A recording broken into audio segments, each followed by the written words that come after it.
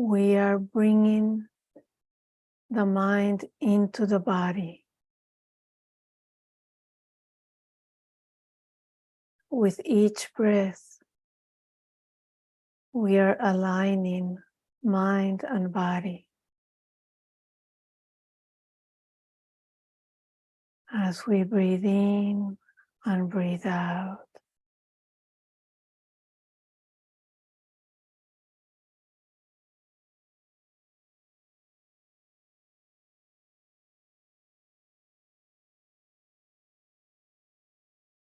and it helps to bring a quality of caring and kind attention to each breath.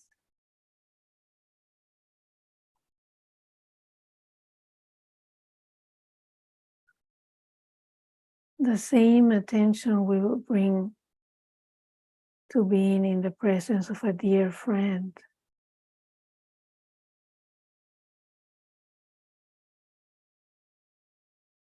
Wanting to know how is this inhaling?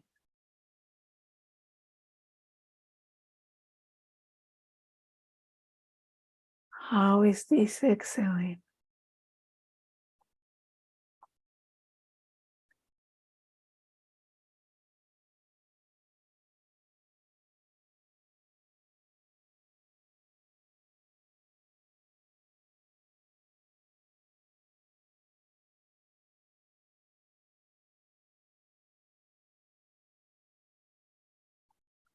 Where in the body can you sense the inhaling?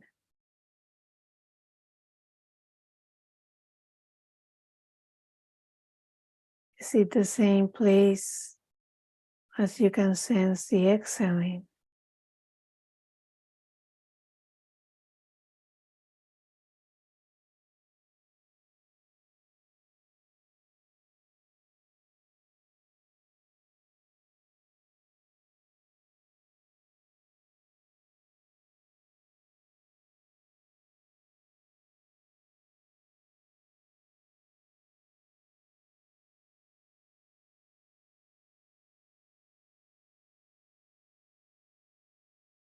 And we might be able to sense the breath changing moment by moment.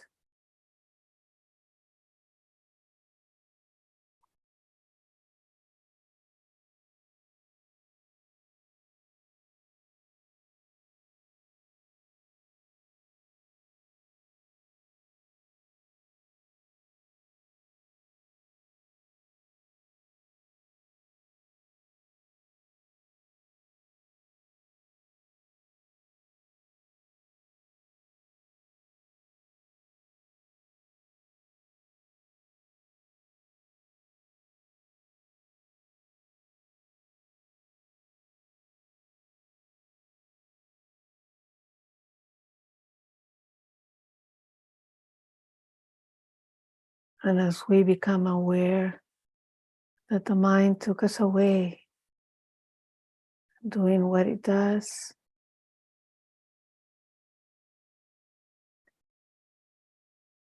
that moment of awareness is an opportunity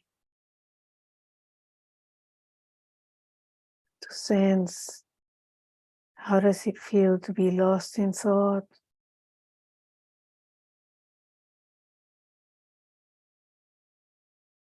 and how does it feel when we arrive home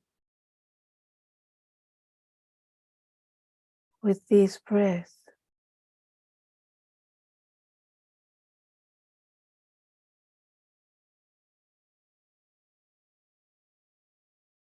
Sensing the ease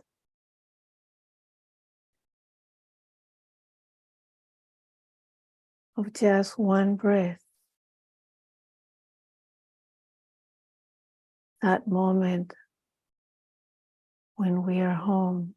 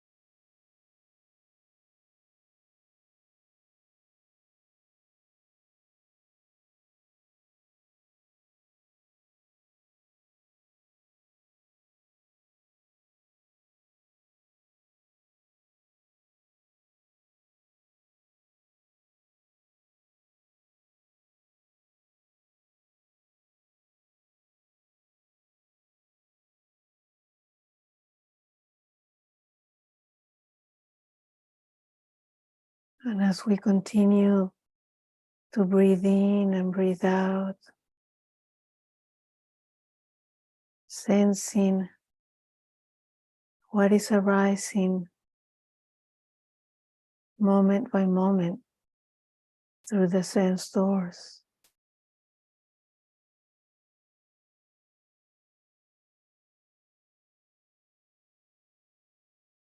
Sensations in the body changing,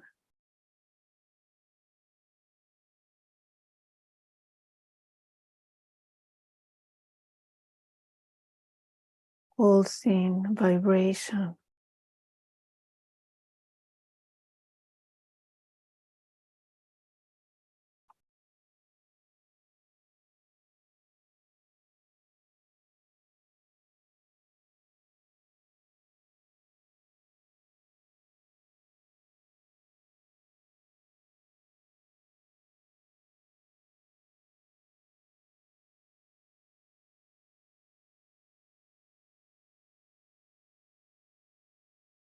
Maybe sounds near and far, arising and passing.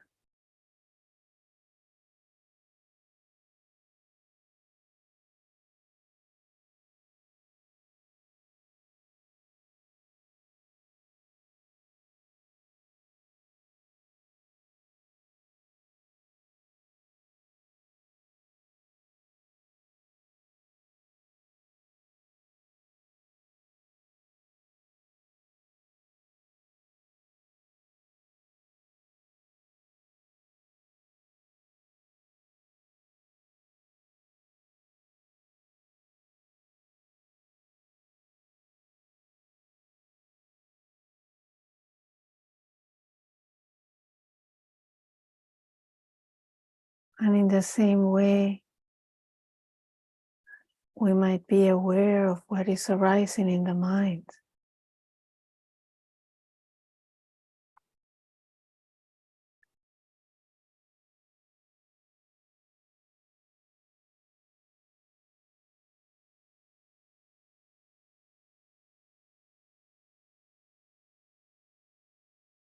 We can observe and know thoughts,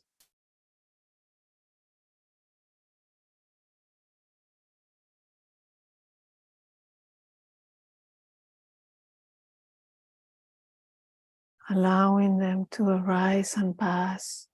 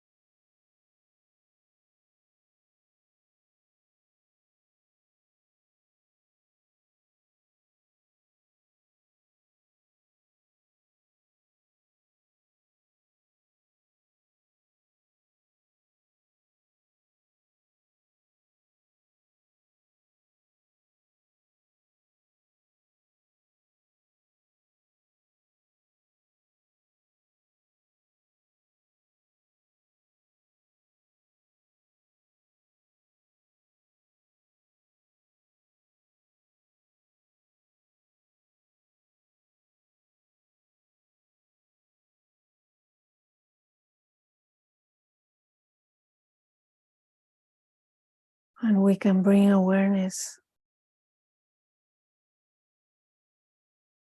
to how are we relating to whatever is arising moment by moment.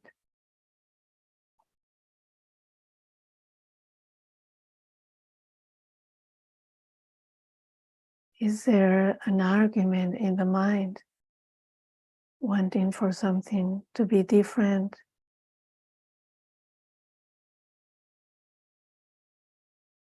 Is there a pushing away?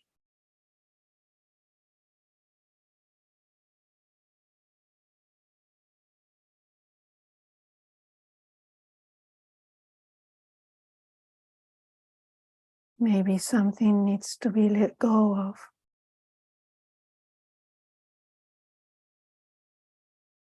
If we are grasping, can we release?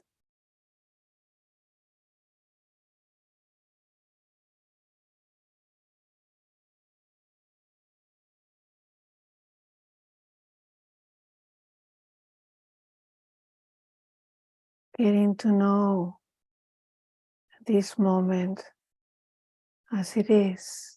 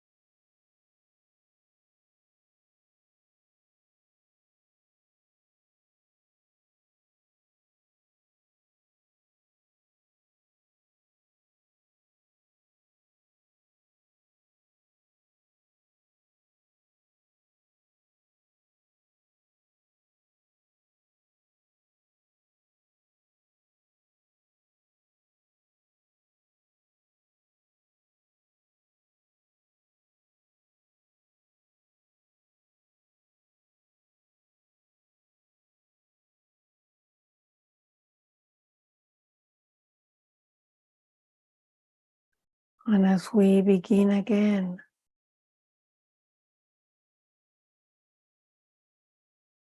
with just one breath, breathing in, breathing out.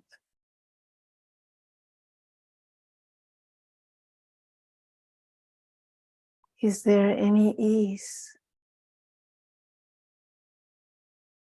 as we arrive home?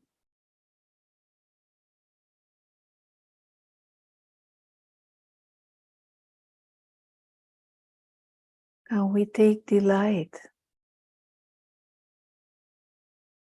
in being here with just one breath?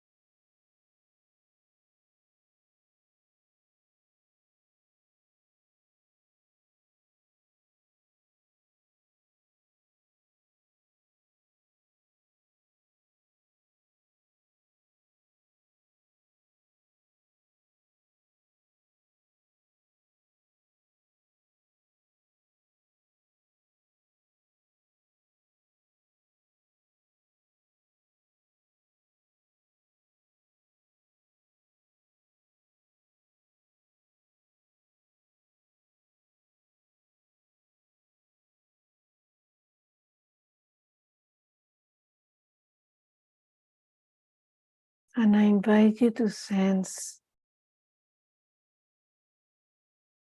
what is changing in this moment.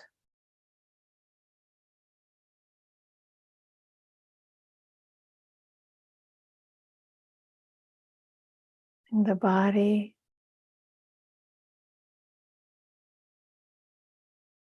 sensations, the breath,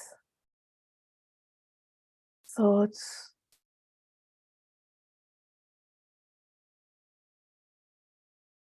connecting with that which is not constant,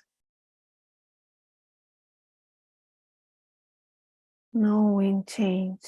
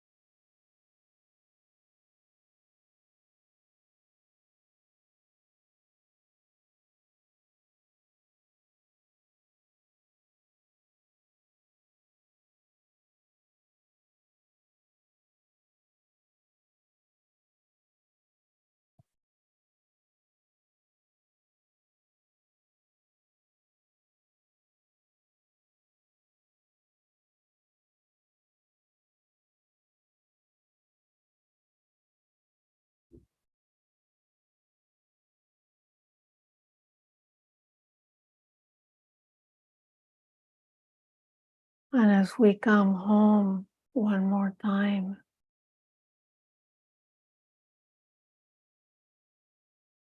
I invite you to bring to mind any sense of ease. Is there any pleasantness?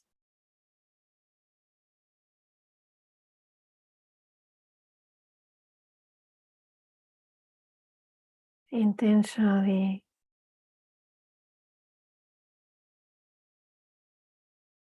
connecting with the goodness that arises within us.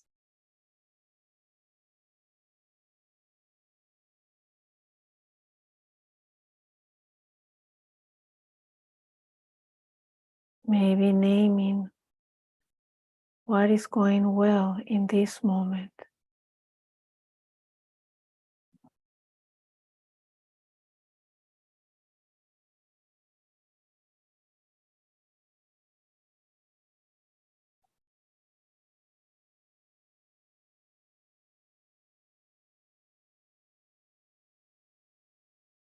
The body might be relaxed.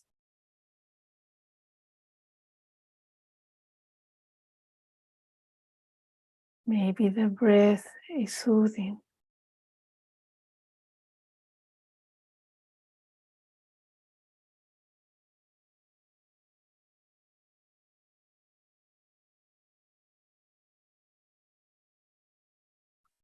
We might be more connected to the heart and mind.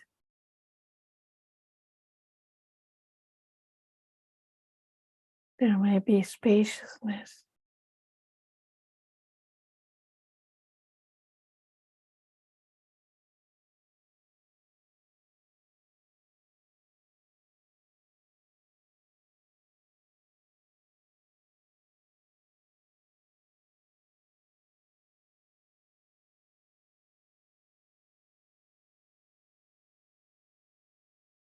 Intentionally bringing to mind a sense of well-being.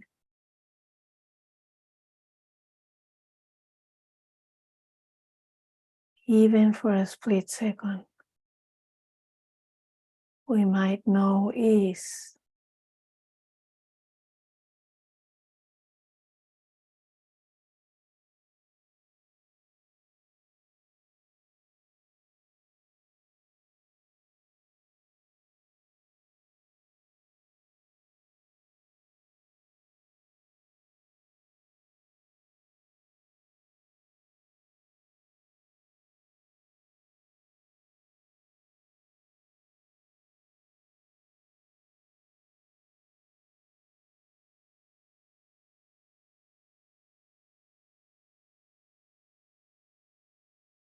And in closing, from that place of well-being, I invite you to share well wishes with each other.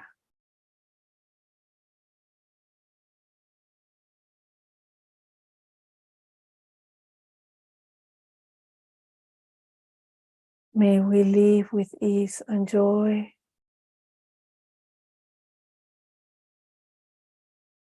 May we be safe and protected.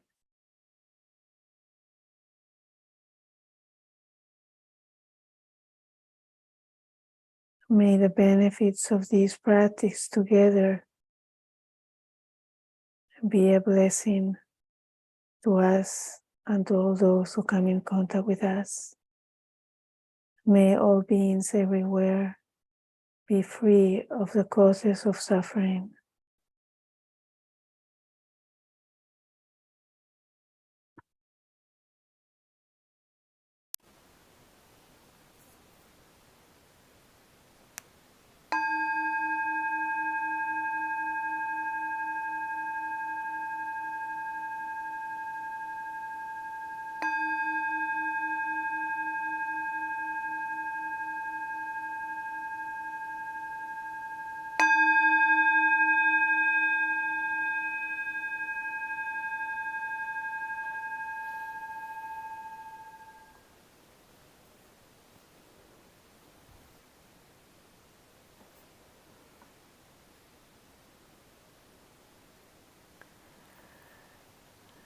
Thank you all for your practice and for being here. So, as I mentioned before, my name is Silvia, and today I'm the guest teacher, and I would like to share some reflections with you. And this is, it's not necessarily a formal Dharma talk. It's not something that I enjoy much doing, but these are some reflections, something that's been alive for me. And again, welcome everyone. Jennifer, hi, and Pedro, I hadn't said hello to you before. So yeah, I wanted to share some reflections on wise vulnerability. And it's something that's been present for me, and it came really as an insight in a way. I had been going through some emotions and anxiety and grief because there is a lot of upheaval in my country, in Peru. Um, 50 people have been assassinated by police in a very short period of time, and the protests are still going on. So this is something that was in my heart, and that somehow I hadn't paid attention to it enough, and but I just started feeling a sense of distress, or like even unease, and some kind of depression, like a dark mood. And I kept at some point I was like, oh, just acknowledging how I was feeling, and then I would just let go of it and not pay attention. And then finally one day I was like, what is this? What is this? And then the word vulnerability came really strongly. And then after that, I started feeling that and naming that in almost everything that I was doing. Vulnerability in driving. I have to sometimes drive an hour to work.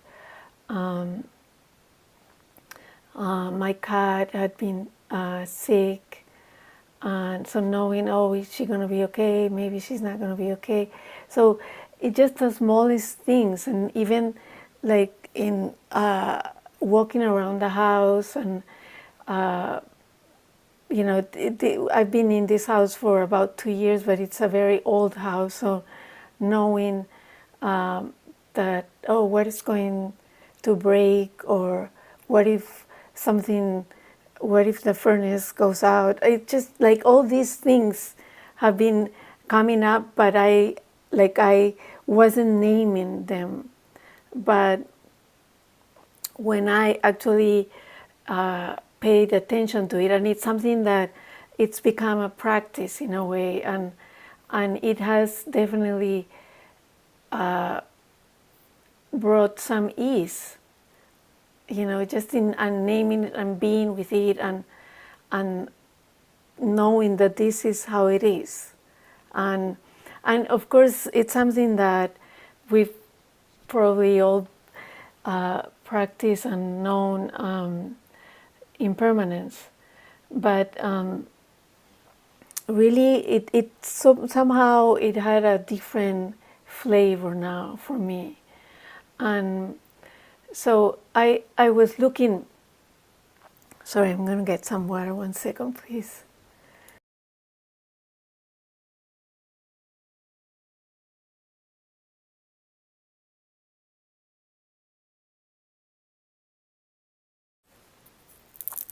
I had COVID last month, and somehow my throat is still very itchy. I'm going to get a cough drop, sorry. So I looked actually at the meaning of the word vulnerability. And it says that it's the quality or state of being exposed, of being exposed to the possibility of being harmed, either physically or emotionally. And what comes to mind is really it's the vulnerability of being exposed to our human condition, because this is part of what being human is. To when we connect to the truth of our human condition, that we're subject to getting old, to getting sick, to lose someone we love. And even as I was saying, the most mundane things, when something is not going to go the way we want it to go, and the truth that we have no control, and like Joseph Goldstein says, that anything can happen at any time.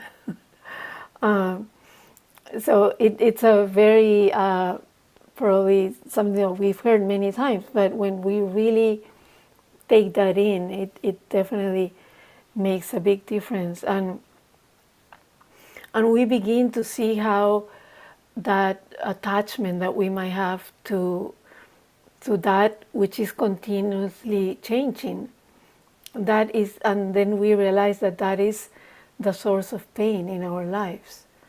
And Christina Feldman, a teacher, defines dukkha, or that uneasiness, as as a vulnerability of being human.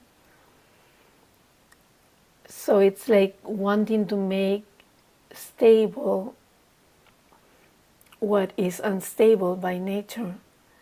And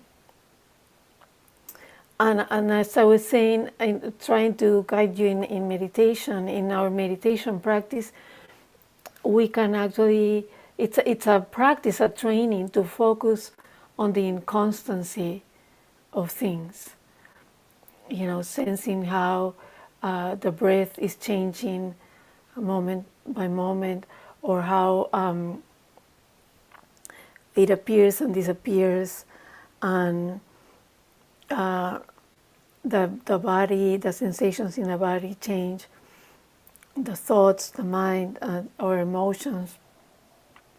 So our meditation practice definitely helps us to connect with that, and knowing that that inconstancy, that impermanence can be something that, oh yeah, we know that things don't last forever, but it's really more about how the arising and passing, that it's more about that than the ending. And really, when we actually pay attention to it, we can see that the only thing that can be stable is actually our concepts, our beliefs, and views and opinions. And that's a way to temporarily fix something and to create the illusion of stability. So that is, yeah, so we can, as vulnerability exposes to pain, to uncertainty, to change, and to loss. And often in this society, of course, vulnerability can be seen as a weakness or failure. And that if we're vulnerable, something is wrong with us. And it definitely, at least for me, fear can come from acknowledging that. But at the same time, vulnerability is not a weakness, because it's really it's the core of our emotions and feelings. And if we prevent ourselves from being vulnerable, we're actually closing off on experiencing our emotions. Any attempt that we have to protect ourselves from shame, embarrassment, sadness, it's also preventing us from experiencing love, belonging, joy, and empathy. So it's really, when vulnerability is not understood or recognized or embraced, we become reactive. And then another we can go to really extraordinary efforts to deny our vulnerability and to numb ourselves, or it can be by, there's so many ways that we can deny that our vulnerability. We can have like strong opinions and be certain about things, or maybe like I'm right and you're wrong, or taking positions. And the more vulnerable and the more afraid we are, that's when we're gonna have the most discomfort, and we find that need of defending and protecting ourselves. And we can have like even anger is a way of covering up that vulnerability.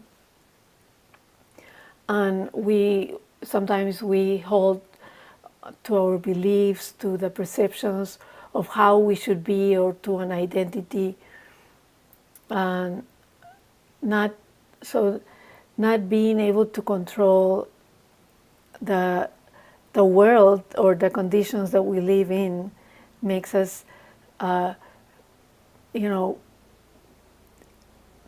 hold on to beliefs. But really, when we embrace that vulnerability, and when we understand it and really experience it, it can open the door to compassion, and also it enables us to live more fully. And really, it's the ground where courage deepens also, because it means that we are opening ourselves to uncertainty. And really, you can actually try to experience this for yourself, like when we contract or expand in proportion to our willingness or unwillingness to meet life as it is in this moment. And it can come from, as I was saying, the most mundane thing, like being at a red light when you don't want a red light and you're in a rush and you feel that you're going to be late, and then so and so is going to have this opinion about you. And anyway, so it's just like, but when you actually expand to this is how it is in this moment, it's a release. And it's something that also can release fear, because if we are able to be present in the midst of distress, really fearlessness comes. That's when we can be fearless. And then so it's something that we can undertake as a practice, as a training, to finding places and naming moments or experiences where you actually can connect directly to that vulnerability.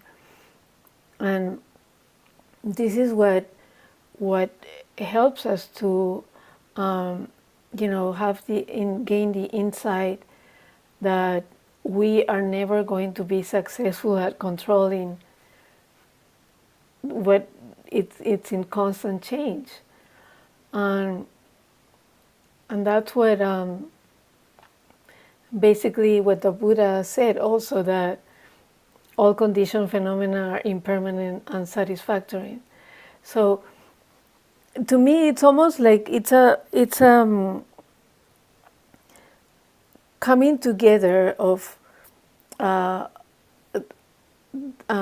dukkha and impermanence, like knowing that that's our the there's a deep connection between our pain and suffering and not wanting to acknowledge that vulnerability. And, and we can definitely find peace in embracing that vulnerability with kindness instead of trying to deny that vulnerability and the flow of change. Um, so this Brené Brown, I'm sure that most of you are familiar with her work, and she did a whole study, like almost 6 years, studying people who were vulnerable and what make them be at ease.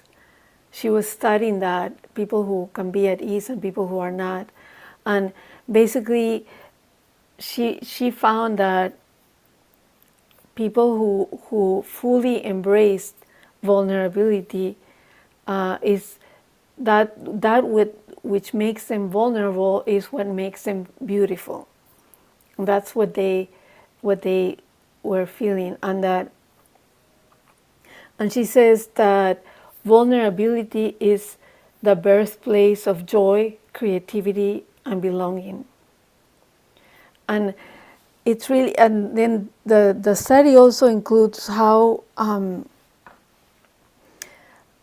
when the moments that it's almost like a default mode for human beings, that when we feel joy or ease, what takes us away from that is the fear of vulnerability. Like, this is not going to last, or like, what, I'm not allowed to feel this way, or that. So it's like almost like we are getting away from ease and joy by not accepting vulnerability. And there is a dance there, you know. I was listening to a podcast, but I can't remember his name right now. Teacher, he was saying that he was making an analogy of the moth coming through the window towards a candle, and knowing that it's attracted to it and he wants to be close to it, but knowing that if he gets any closer, he's going to die. And then he pulls off, and then again, so it's a dance of coming towards it and getting away. And the same thing happened to what Brené Brown is describing, that those moments of ease and joy are what really is within us, but we actually walk away from it because of fear of being vulnerable, or that we're not embracing that vulnerability completely. And really, we're not embracing being human, which is part of, who we are. So I wanted to read also the short verse from the Diamond Sutta, the Mahayana. It's part of the Mahayana tradition, and it, in defining life, it's a short verse on how we should see life. So you should view this fleeting world as a star at dawn, a bubble in a stream, a flash of lightning in a summer cloud, a flickering lamp, a phantom, and a dream. So you should view this fleeting world as a star at dawn, a bubble in a stream, a flash of lightning in a summer cloud, a flickering lamp, a phantom, and a dream. So really, again, this vulnerability of being human, of being alive. And Thich Nhat Hanh actually wrote that we have to nourish our insight into impermanence every day. If we do, we will live more deeply, suffer less, and enjoy life much more. So this is something that, I am offering, that it's something that, as I said, came to me, and I'm sharing it because I feel that it can actually offer some ease, even momentarily, when we are able to embrace it and connect with it, and it helps also to make connections with others as well, because we take off that guard and that numbness. So that's what I can offer today in terms of reflection.